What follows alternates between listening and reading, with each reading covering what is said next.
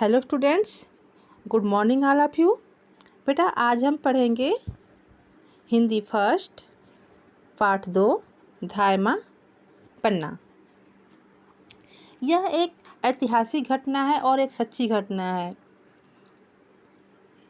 धायमा पन्ना का नाम चित्तौड़ के इतिहास के पन्नों में स्वराक्षरों में लिखा गया है, क्योंकि धायमा पन्ना ने जो बलिदान किया वह हर किसी के बस की बात नहीं है। उन्होंने राजवंश की रक्षा करने के लिए अपने पुत्र का बलिदान कर दिया। ठीक है, इसमें राजवंश के जो जिसको बचाने के उसने अपने पुत्र का बलिदान किया वह थे उदय सिंह, महाराणा संग्राम सिंह के छोटे पुत्र उदय सिंह। तो हम आज इस कहानी को पढ़ेंगे बेटा कि धायमा पन्ना आखिर इतिहास में क्यों प्रसिद्ध हो गई। ठीक है, तो हम पढ़ना शुरू करते हैं। चित्तौड़ के इतिहास के पन्नों में धायमा पन्ना का चरित्र स्वर्ण अक्षरों में अंकित है। यह ऐतिहासिक प्रसंग उस माँ का है जिसने राजवंश को बचाने के लिए अपने हृदय पर पत्थर रखकर अपने बेटे की बलि दे दी। राष्ट्रभक्ति की यह अनूठी गाथा भारतीय नारी के चरित्र को उद्घाटित करती है। तो धायमा पन्ना के बारे में इसमें दिया है, ठीक है, कि इस कहानी में है क्या चीज़। धायमा पन्ना ने राजवंश को बचाने के लिए अपने बेटे को किस प्रकार बलिदान कर दिया, किस प्रकार अपनी राष्ट्रभक्ति को उसने दर्शाया। ठीक है, हम देखते हैं आगे। चित्तौड़ मेवाड़ सदा से वीरों की भूमि रहा है। इस वीर भूमि के राजपूतों ने कभी किसी विदेशी ताकत की अधीनता स्वीकार नहीं की, वरन सदा अपनी मातृभूमि की स्वतंत्रता के लिए उनसे लोहा लेते रहे और अपने सिर को ऊंचा रखा। इस प्रदेश ने जहां महाराणा प्रताप और राणा सांगा जैसे वीर पुत्रों को जन्म दिया, वहीं इस भूमि की वीर पुत्रियों ने भी देश के लिए अपना सर्वस्व न्यौछावर कर दिया। त्याग और देशभक्ति की ऐसी ही एक मिसाल थी धायमा पन्ना। चित्तौड़ जो कि मेवाड़ में है, वहाँ हमेशा से ही अनेक वीरों ने जन्म लिया है और इस भूमि के जो राजपूत थे उन्होंने कभी भी विदेशी आक्रमणकारियों की अधीनता कभी भी स्वीकार नहीं की और अपनी मातृभूमि से इतना प्रेम करते थे कि उसकी स्वतंत्रता के लिए अपने प्राण देने में भी बिल्कुल भी नहीं हिचकते थे। ठीक है, महाराणा प्रताप, महाराणा सांगा ऐसे महान वीर उस भूमि में पैदा हुए, लेकिन वहीं पर कुछ पुत्रियों ने भी, कुछ स्त्रियों ने भी देश के लिए अपना सब कुछ न्यौछावर कर दिया और देशभक्ति, राष्ट्रभक्ति की एक ऐसी ही मिसाल के रूप में प्रसिद्ध है धायमा पन्ना। धायमा पन्ना महाराणा संग्राम सिंह की सेविका थीं। उन्हें संग्राम सिंह के छोटे पुत्र उदय सिंह के लालन पालन के लिए रखा गया था। महाराणा संग्राम सिंह का देहांत हो गया। उनका बड़ा पुत्र विक्रमादित्य अत्याचारी था, इसलिए प्रजा ने उसे गद्दी से उतार दिया। इस समय उदय सिंह केवल 6 वर्ष का था, इसलिए राज्य का काम चलाने के लिए बनबीर को संरक्षक बनाया गया। धायमा पन्ना जो है महाराणा संग्राम सिंह की सेविका थी, उनकी एक दासी थी और उन्हें संग्राम सिंह के सबसे छोटे पुत्र उदय सिंह की लालन पालन के लिए, उसकी देखभाल के लिए, उसके पालन पोषण के लिए रखा गया था। ठीक है, जब महाराणा संग्राम सिंह का देहांत हो गया तो उनके बड़े पुत्र विक्रमादित्य को राजगद्दी पर बैठाया गया, जो कि अत्यंत अत्याचारी था, इसलिए प्रजा ने उसे गद्दी से उतार दिया।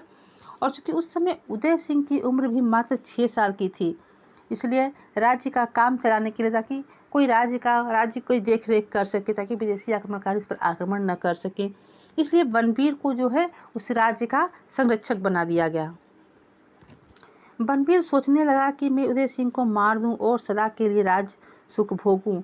इसी विचार से उसने एक रात पहले विक्रमादित्य को मार दिया और फिर वह उदय सिंह को मारने की योजना बनाने लगा।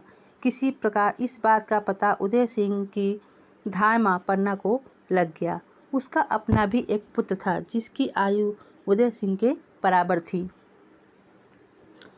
बनबीर सोचने लगा कि यदि मैं हमेशा के लिए खुद ही राजा में क्यों न बन जाऊं, और उसके लिए उसने एक रात पहले विक्रमादित्य को मार दिया। फिर वह उदय सिंह को मारने की भी योजना बनाने लगा, ताकि फिर उसके राज्य पर कोई भी अधिकार जमाने वाला न रहे। लेकिन इस बात की भनक धायमा पन्ना को लग जाती है। उदय सिंह के बराबर ही धायमा पन्ना का भी अपना एक पुत्र होता है, ठीक है। राजवंश को बचाने के लिए वह अपने बेटे का बलिदान करने को तैयार हो गई। उसने झटपट एक विश्वासी सेवक के साथ उदय सिंह को वीरा नदी के पार भिजवा दिया और कहा कि प्रतीक्षा करना, मैं शीघ्र ही आ रही हूँ। अब उसने उदय सिंह के कपड़े और गहने अपने पुत्र को पहना दिए और राजपुत्र उदय सिंह के स्थान पर लिटा दिया। राजवंश को बचाने के लिए उस पन्ना धाय ने क्या किया कि अब उसने सोच लिया कि अगर मुझे उदय सिंह को बचाना है तो अपने पुत्र का बलिदान मुझे करना होगा। तो उसने अपने एक विश्वासी नौकर को उदय सिंह को सौंपा और उससे वीरा नदी के पार कहा कि लेकर जाओ और वहाँ मेरी प्रतीक्षा करना, मैं शीघ्र ही आ जाऊँगी। और उसने उदय सिंह के जो कपड़े और गहने थे अपने पुत्र को पहना दिया और उदय सिंह के स्थान पर उसे सुला दिया। जब बनबीर नंगी तलवार हाथ में लेकर महल में पहुंचा तो उसने जाते ही कड़क कर धायमा पन्ना से पूछा, कहाँ उदय सिंह कहाँ है? उस त्याग की मूर्ति धाय माता ने बिना हिचकिचाहट के पलंग की ओर संकेत कर दिया। उसके देखते देखते बनबीर ने उसके पुत्र के टुकड़े टुकड़े कर दिए और कहा कि जाओ, इस शव को जला दो और सदा के लिए मेरी आंखों से दूर हो जाओ। जब बनबीर महल में पहुंचता है तो उसके हाथों में तलवार होती है। वह जाते ही बड़ी ही कड़क आवाज़ में, बड़ी तेज आवाज़ में पन्ना धाय से पूछता है कि उदय सिंह कहाँ है? बिना किसी हिचकिचाहट के, बिना किसी डर के धायमा पन्ना ने पलंग की ओर संकेत कर दिया। बनबीर ने उसके पुत्र को उसके सामने ही टुकड़े टुकड़े कर दिए, लेकिन उस माता ने कुछ भी नहीं किया और चुपचाप देखती रही। उसके बाद उसने कहा कि इस शव को ले जाओ और जला दो और सदा के लिए इस मेरी आंखों से दूर हो जाओ, यानी इस राज्य से दूर चली जाओ। वह वीर धायमा अपने हृदय पर पत्थर रखकर सब देखती और सुनती रही। इस प्रकार उसने अपने पुत्र के भावी राजा के जीवन की रक्षा के लिए बलि दे दी। वीर धायमा पन्ना देवी, धन्य है तेरे माता पिता जिन्होंने तुझ जैसी पुत्री को जन्म दिया। वह वीर धायमा अपने हृदय पर पत्थर रखकर ये सब कुछ देखती रही कि कैसे बनबीर ने उसकी आंखों के सामने उसके इकलौते पुत्र के टुकड़े टुकड़े कर दिए। लेकिन उसे इस बात का संतोष था कि उसने अपने भावी राजा के जीवन की रक्षा कर ली है। हे धायमा पन्ना, तू धन्य है जिसने। इसके बाद त्याग और बलिदान की मूर्ति वीर माता पन्ना देवी ने अपने बेटे का शव उठाया और महल से बाहर आ गई। अपने हाथों से उसका अंतिम संस्कार किया और नदी के पार पहुंच गई। वह उदय सिंह को साथ लेकर एक एक सरदार के पास गई, परंतु बनबीर के भय से किसी ने भी उसे अपने यहाँ रखना स्वीकार नहीं किया। अपने पुत्र के शव को जलाने के बाद वह त्याग और बलिदान की मूर्ति वीर माता पन्ना देवी जो है महल से बाहर आती है, अपने बेटे का अंतिम संस्कार करती है और नदी के पार पहुंच जाती है जहां उसने उदय सिंह को भिजवाया था। वह उदय सिंह को लेकर हर एक सरदार के पास जाती है ताकि कोई उसे उदय सिंह को शरण दे सके, जिससे कि उदय सिंह के जीवन की रक्षा हो सके। परंतु कोई भी सरदार उसे अपने यहाँ शरण देना स्वीकार नहीं करता है क्योंकि सभी बनबीर से डरते हैं। अंत में वह एक सरदार आशा शाह के पास गई।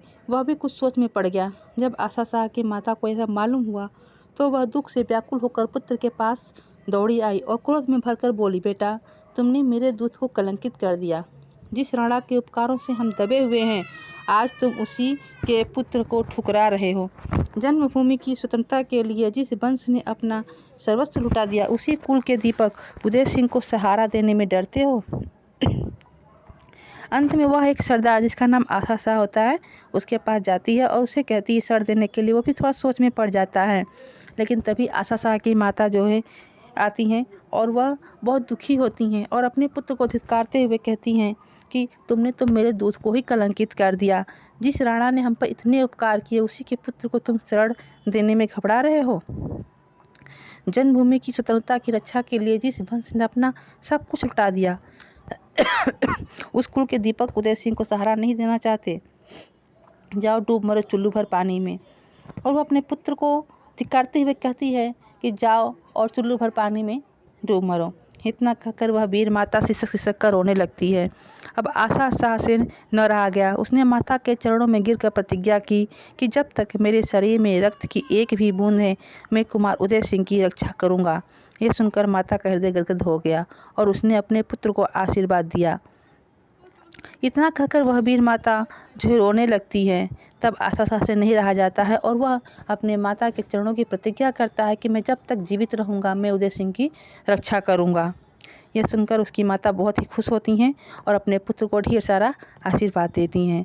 उदय सिंह का बचपन आशा शाह के पास ही बीता। 16 वर्षों के बाद चित्तौड़ की जनता को पता लग गया कि उदय सिंह जीवित है। उसी समय बड़े बड़े सरदारों ने उदय सिंह को बड़ी धूमधाम से चित्तौड़ की राजगद्दी पर बिठाया।